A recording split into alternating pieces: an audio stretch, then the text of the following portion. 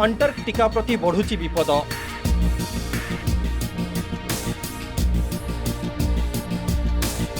बरफ शून्य हेब Antarctica.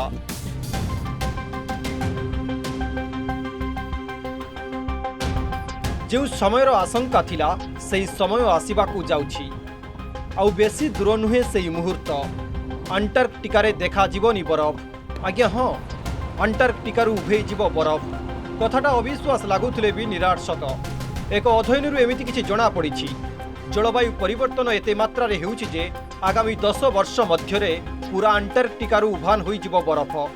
Nature review earth and environment नामक एक जर्नाल एभली रिपोर्ट प्रकाश करिछि। विशेषज्ञ कहिसंति जे एभली हेबा पछरे सबुठु बड़ कारण हेउछि ग्रीन हाउस गैस। या पूर्व करा जायतिबा एक अध्ययन रे कुहा जायतिला जे 2050 सेप्टेम्बर मास पर्यंत अंटार्कटिका होइजिबो आइस फ्री। सेहिपरि शताब्दी शेष सुद्धा अधिकांश मास किंबा वर्ष तमाम एठारे बरफ दृश्यमान हेबो नाही। There's a dramatic impact on people all around the world now. Mother Nature has really been sending us a very powerful message. And whether it's intense hurricanes, increased floods, fires, drought, ice melt, I mean, there's just so much happening that people around the world are now, I think, galvanized. And there are countries all around the world that are reacting. That's why we got an historic agreement in Dubai that said we need to transition away from fossil fuels, and we need to do so now. अमेरिकार Colorado university विशेषज्ञ अनुमान करिसेंति जे 2030 सुधा August मास शेष किंबा September पहिला रे Arctic सागर बरफ शून्य होई पारे। विशेषज्ञ स्पष्ट भावे कहिसेंति जे आइस फ्री रो अर्थ संपूर्ण भावे बरफ शून्य नुहे। जेतेबेले समुद्र रे 10 लाख वर्ग किलोमीटर अंचल रे बरफ जमी रहिबा क्षेत्र रे आइस फ्री शब्दर व्यवहार करा जाए। सेप्टेम्बर मासरे आर्कटिक सागर रे 33 लाख वर्ग किलोमीटर अंचल रे बरफ रेकर्ड करा जाइछि। Currently, we still have sea ice surrounding in the North Pole in an almost kind of circular fashion.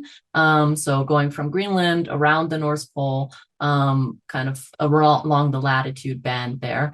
And when we reach ice-free conditions, we will no longer have ice at the North Pole, and we will have no longer ice in the eastern and western Arctic. We will only have sea ice right along the coast of Greenland and the Canadian Arctic archipelago. Ice-free conditions could occur as early as the 2020s and 2030s, but it could also be just in the 2040s, depending on how this atmospheric how these atmospheric patterns evolve.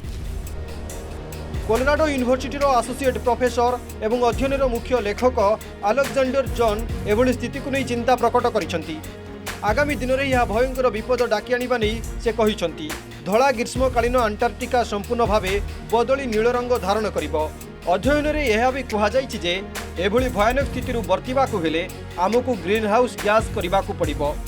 भविष्य में प्रतिदिन Antarctica केमिति बदली पारे ताहार आकलन करिबाकु विशेषज्ञ माने कम्प्यूटेशनल जलवायु मॉडल समुद्र बरफ कवरेज अध्ययन विश्लेषण मध्य करिसेंति।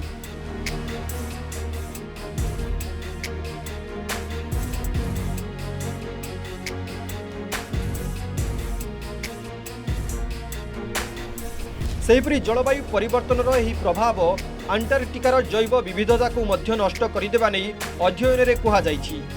जीवित रहिबा पई जे जीवजंतु समुद्रर बरफ उपरे निर्भर करिथांती सेमाने यह द्वारा प्रभावित हेबे। विशेषकर सील्ड और धड़ा भालू वंश विपद रे पड़िबे। यह व्यतीत बरफ शून्य हेबा परे समुद्रर जलस्तर मध्य वृद्धि पाइबार लागिबो। यह सह तटीय अंचल ह्रास पाइबा सह समुद्र कूल खाइबार लागिबो। फलरे सेठारे थिबा जीवजंतु प्रभावित हेबा सह नुआ प्रजाति प्रवेश करिबे। Where the emissions and hence the global temperature have a big effect is how often we will see an ice-free Arctic in the future. So if temperatures stay below ice like 2.5 degrees, it will not be every year, and ice-free conditions will primarily be focused on September, with some August also be ice-free. Whereas if we go to 3-degree global warming or more, we're going to have ice-free conditions every year in September, and it extending outward from September to October and August. And then if we go to 4 degrees, we will have ice-free conditions for 5 months of the year by the end of the century, all the way from July to November, with a potential to have ice-free conditions, even in December and January when it is the polar night in the Arctic, just because it's so warm that it takes a long time for the ocean to lose all that heat so the ice can start growing again. 1971 ରୁ 2023 ମଧ୍ୟରେ अंटार्क्टिकार तापमात्रा 3 degree वृद्धि पाइछि। British गवेषकଙ୍କ अध्ययन अनुसार Antarctica 1994 ରୁ 2024 ମଧ୍ୟରେ 28,000 ରୁ अधिक आरब ton बरफ तरली सारिछि।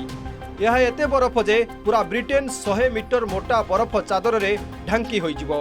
एही बरफ पानी होई आम समुद्रर जलस्तर बढ़ाए आ यहा द्वारा विश्वर बहु बड़ सहर बुड़ी जिवार विपद सृष्टि हुए। For instance, China didn't even include methane in their greenhouse gases that they had to reduce. That changed completely with Dubai. With the Dubai consensus, we now have an agreement globally that we have to transition away from fossil fuel, that we have to do it with urgency immediately in this decade, beginning now, and that we have to do it by including all greenhouse gases, every one of them, in the targets that we're setting. So China joined with the United States. This was a major breakthrough. Antarctica रे पृथ्वीर 70% ताजा पानी बरफ भाव रही। Antarctica 1.42 कोटी वर्ग kilometre अंचल रे व्यापी रही। जदि ताहा तरली जाए तेबे यहा द्वारा समुद्रर जलस्तर 200 फुट पर्यंत बढ़ी जिवो।